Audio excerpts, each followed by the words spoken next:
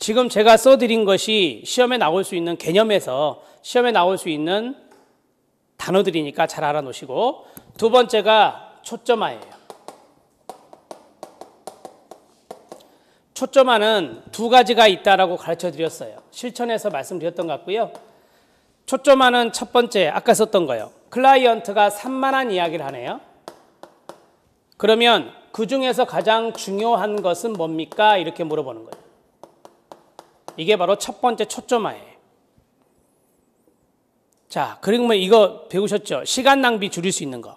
맞나요? 네. 시간 낭비 줄인다. 시작. 시간 낭비 줄인다. 이렇게 쓰면 돼요. 두 번째도 말씀을 드렸던 것 같은데, 이야기를 하다가 다른 방향으로 가려고 하면 못 가게 막는 거. 그게 바로 뭐다?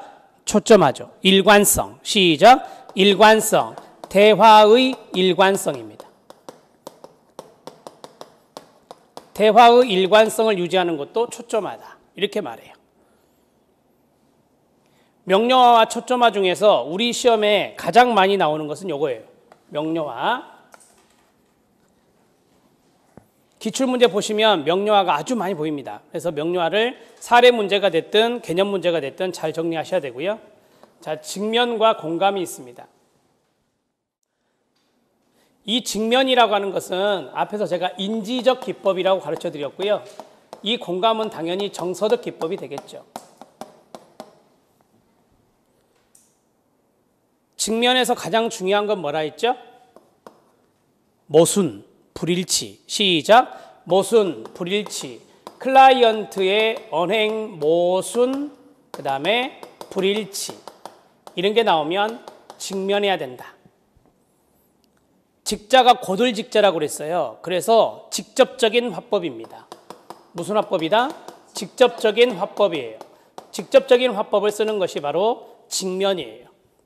그러니 부작용도 많다라고 말씀을 드렸죠.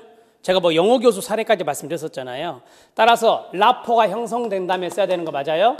네, 라포 형성 후 사용해야 됩니다.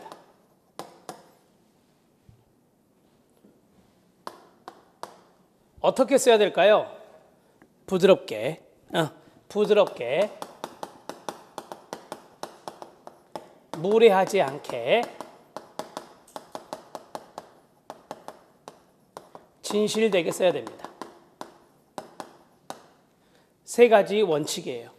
부드럽게 써야 되고, 상대방에게 예의를 갖추고 써야 되고, 진실된 마음을 보이면서 써야 돼요. 자, 이제 공감이에요.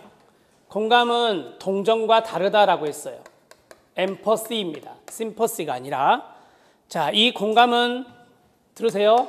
공감은 몰입이 나요? 이입이 나요? 감정. 이입. 시작. 감정, 이입.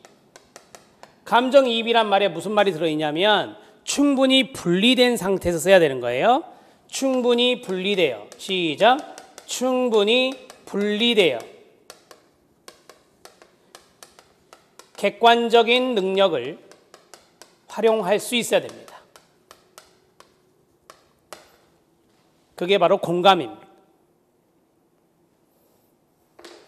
사회복지사는 전문가로서 클라이언트의 감정에 몰입하는 것은 바람직하지 않다. 그래서 정서적 관여를 할 때 통제를 해라라고 비에스텍은 이야기를 했죠. 네. 그래서 충분히 분리된 상태에서 객관적인 능력을 활용할 수 있어야 된다라고 하는 거. 자, 이제 해석과 요약. 해석은 우리가 이제 이거 끝나고 나서 정신분석 모델을 배우는데 정신분석 모델에서 썼다 그랬어요.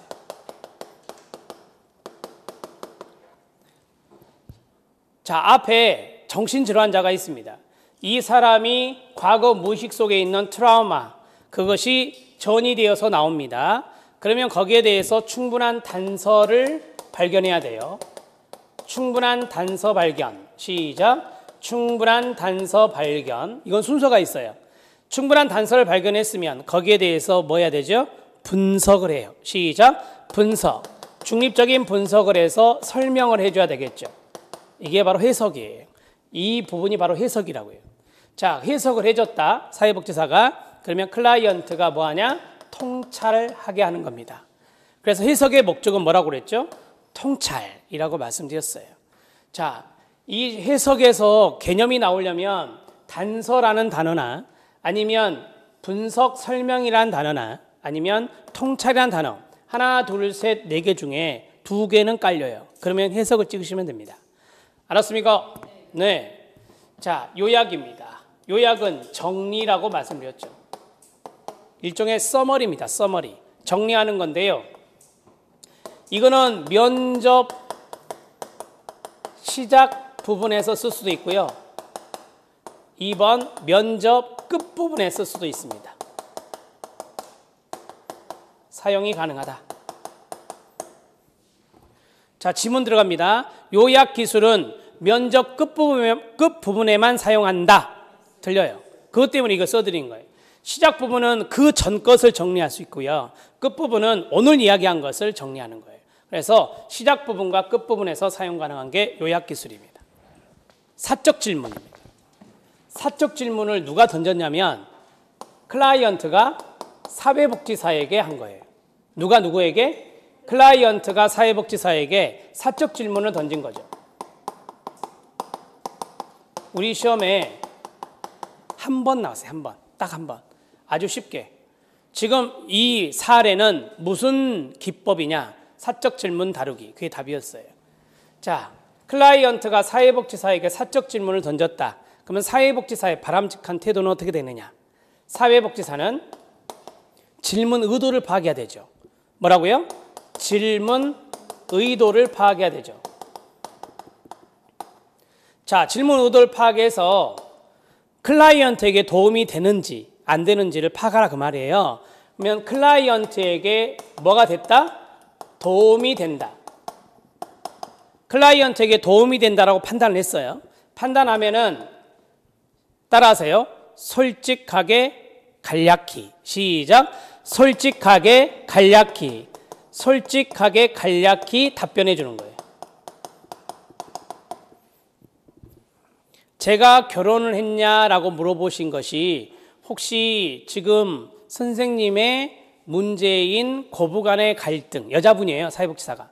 고부간의 갈등에 어느 정도 이해할 수 있는 것인지, 이해할 수 있을지를 궁금해 하셔서 그런 질문을 하신 것 같습니다. 맞죠? 이렇게 물어봐요.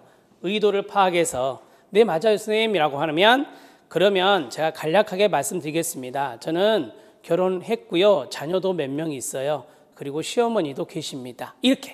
이렇게 솔직히 간략히 답변해 주는 거예요. 그러면 이제 그 상대방이 아, 그러시군요 라고 하겠죠. 그러면 마지막 다시 누구 중심으로? 클라이언트 중심으로 이야기를 전개해야 되는 거예요. 이렇게 가는 거예요.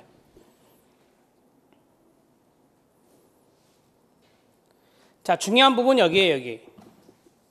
여기. 답변할 필요 없다. 그럼 틀려요.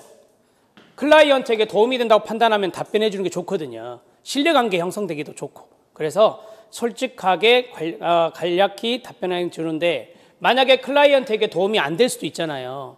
전혀 상관없는 질문이면 이렇게 하면 돼요.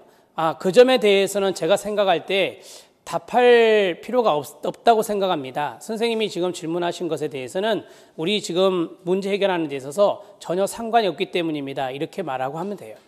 자, 이제 침묵 활용하기. 침묵 활용하기 시험 나오면 이렇게 나오겠죠. 클라이언트 이렇게 하고 점점점점 이렇게 나와요. 아, 그럼 이거 침묵하고 있구나 이렇게 생각하시면 돼요. 시험 문제는 이런 식으로 이제 출제가 되겠죠. 그러면 활용하기라고 했단 말이에요. 그러면은 클라이언트의 침묵을 깨버리면 안 된다는 겁니다.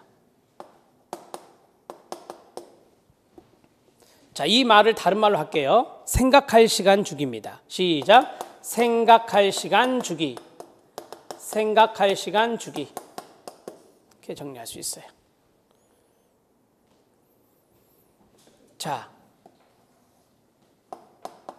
생각해 내세요. 클라이언트가 할 말이 없다고 생각할 때, 클라이언트가 무기력할 때, 클라이언트가 이 사회복지 실천 개입에 아주 불성실해요. 그러면 말하지 않을 수 있나요, 없나요? 있어요. 그게 저항이라고 배웠어요. 뭐라고 배웠다? 저항.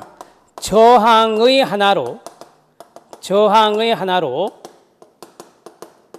침묵을 한다.